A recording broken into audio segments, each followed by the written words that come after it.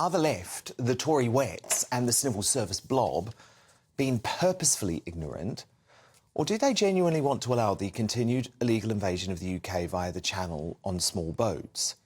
This is no longer simply a provocative question, when today these nefarious forces are willfully misrepresenting the purpose of the Rwanda scheme, one of our best hopes to stop the boats, or at least reduce the stream of terrorists and criminals putting the lives of our loved ones at risk.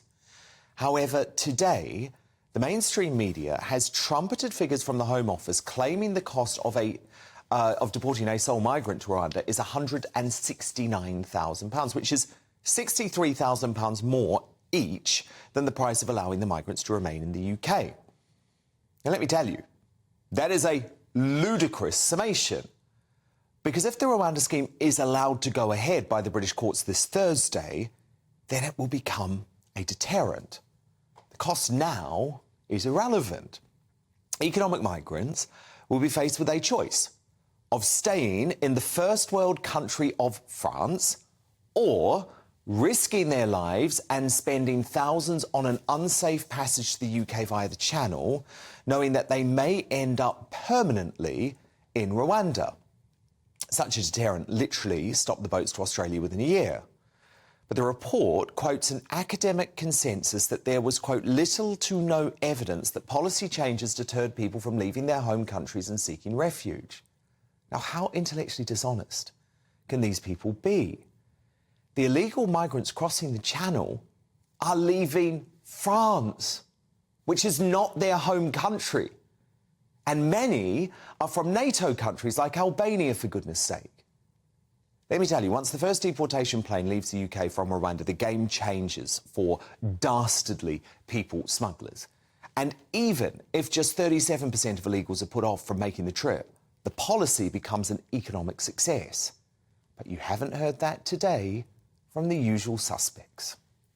Ask if the immigration minister had seriously signed off this garbage of an impact assessment that no self-respecting minister could possibly think was serious. It will cost £169,000 per person to pay another country to take asylum decisions for us. Now, so far, the government sent more Home Secretaries than asylum seekers. So what is the number the SNP would have? It's not about a number. You can fix this by safe and legal routes and sorting your Home Office. How many safe and legal routes would you have? OK. You should have an open, safe and legal route. But does that sound like value for money, £169,000 per person? No, I don't think it does. People coming here with next to nothing, costing the United Kingdom £169,000 to send them to a country where they don't want to go to, even if they are genuine refugees and asylum. I mean, it's insane.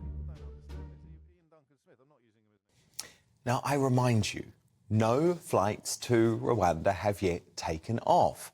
Suella Braverman continues to insist that doing nothing is not an option. The Home Secretary has added, we cannot allow a system to continue which incentivises people to risk their lives and pay people smugglers to come to this country illegally while placing an unacceptable strain on the UK taxpayers.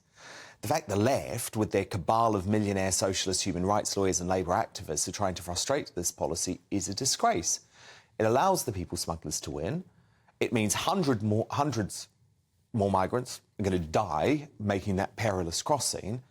And it means Britain's borders remain an international joke.